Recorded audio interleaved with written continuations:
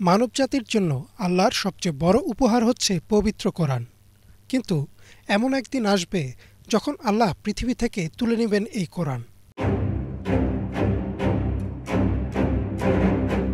১৪০০ বছর আগে জিবরাইল আলাইহিসসালাম মহানবী সাল্লাল্লাহু আলাইহি ওয়াসাল্লামের কাছে নিয়ে আসেন পবিত্র কোরআন। ২৩ বছরের সময় ধরে একটু একটু করে আল্লাহ সম্পূর্ণ কোরআন নাজিল করেন। কোরআন নাজিল থেকে এখন পর্যন্ত এই গ্রন্থের প্রতিটা অক্ষর অপরিবর্তিত রয়েছে এবং সময়ের শেষ পর্যন্ত তা অপরিবর্তিতই থাকবে। এ সম্পর্কে আল্লাহ বলেন, নিশ্চয় আমি কোরআন অবতীর্ণ করেছি এবং আমি এর সংরক্ষক। তবে এমন একটা সময় আসবে যখন মানুষ কোরআনকে ভুলে যাবে। পৃথিবীতে এমন কেউ থাকবে না যে কোরআনের কথা ভাববে বা কোরআন নিয়ে আলোচনা করবে। তখন আল্লাহ এই পৃথিবী থেকে কোরআন তুলে নেবেন এবং এরপরই ইসরাফিল আলাইহিসসালাম সিংহায় ফু দিবেন আর এই মহাবিশ্ব ধ্বংস হয়ে যাবে। কিয়ামতের আগে পৃথিবীতে কোনো মুমিন মানুষ থাকবে না।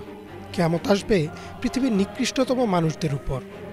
আনাস ইবনে মালিক রাদিয়াল্লাহু তাআলা আনহু থেকে বর্ণিত, রাসূলুল্লাহ সাল্লাল্লাহু আলাইহি ওয়াসাল্লাম বলেন, কিয়ামত শুরু হবে না যতক্ষণ না পৃথিবীতে এমন কেউ অবশিষ্ট থাকবে না যে বলবে আল্লাহ আল্লাহ।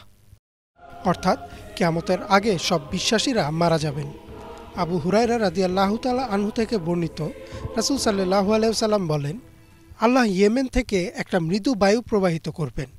সে বাতাস রেশমের মতো মসৃণ হবে এবং যার অন্তরে এক বিন্দু পরিমাণ ঈমান থাকবে সেই বাতাসে শান্তির মৃত্যুবরণ করবে। এরপরই আল্লাহ কোরআনকে পৃথিবী থেকে উঠিয়ে নেবেন।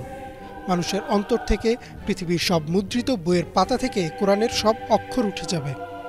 এমন লোক থাকবে যারা একসময় হয়তো কোরআনের কোনো আয়াত বা সূরা অথবা সূরার অংশবিশেষ জানত, কিন্তু তারা ঈমানদার ছিল না। তাদের অন্তর থেকেও মুছে যাবে কোরআন। তারা কোনোভাবেই কোরআনের কোনো অক্ষর মনে করতে পারবে না। এ সম্পর্কে আবদুল্লাহ ইবনে মাসউদ রাদিয়াল্লাহু তাআলা আনহু থেকে বর্ণিত, কোনো এক রাতে কিছু একটা আসবে এবং সে কোরআনকে তুলে নিয়ে যাবে। এরপর মুসহাফ বা মানুষের অন্তর কোথাও একটা আয়াতও অবশিষ্ট থাকবে না। অর্থাৎ পৃথিবীতে কোনো মুসলিম থাকবে না। কোরআন তুলে নেওয়া হবে এবং কাবা ঘরও ধ্বংস করে ফেলা হবে। তখন পৃথিবীতে থাকবে নিকৃষ্টতম মানুষ, যারা প্রায় পশুর মতো জীবনযাপন করতে থাকবে। এরপরই কোনো এক সময় আল্লাহ ইসরাফিল আলাইহিসসালামকে নির্দেশ দিবেন সিংহায় ফু দেওয়ার জন্য, আর সেই সিংহার শব্দে পুরো মহাবিশ্ব কেঁপে উঠবে। গ্রহ নক্ষত্র কক্ষচ্যুত হবে, সূর্য নিভে যাবে, আকাশ হয়ে যাবে অন্ধকার, আর মানুষের উপর নেমে আসবে ভয়াবহ কিয়ামত। ইমরান মাহমুদ, বাংলা ভিশন।